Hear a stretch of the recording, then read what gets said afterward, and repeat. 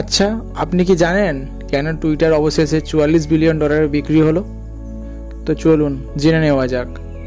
2022 সালের এপ্রিল মাসের আগে টুইটার কিছু বড় সমস্যায় ভুগছিল। সেই সমস্যাগুলির জন্য টুইটারকে বিক্রি করে দেওয়া হয়।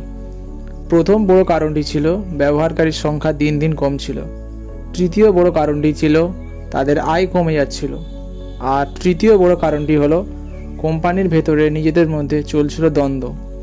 আর সেই সময় ইলন মাস্ক বলেছিলেন টুইটারে ফ্রি স্পিচ নেই আর সঠিকভাবে চালানোও হচ্ছে না। আর তিনি মনে মনে বিশ্বাস করতেন এই প্ল্যাটফর্মের বিশাল সম্ভাবনা আছে। তাই তখন ইলন মাস্কের দেওয়া প্রস্তাবে রাজি হয়ে শেয়ার হোল্ডাররা ভালো দামে বিক্রি করে দেয়। আর ইলন মাস্ক $44 বিলিয়ন টুইটারকে কিনে নেয়।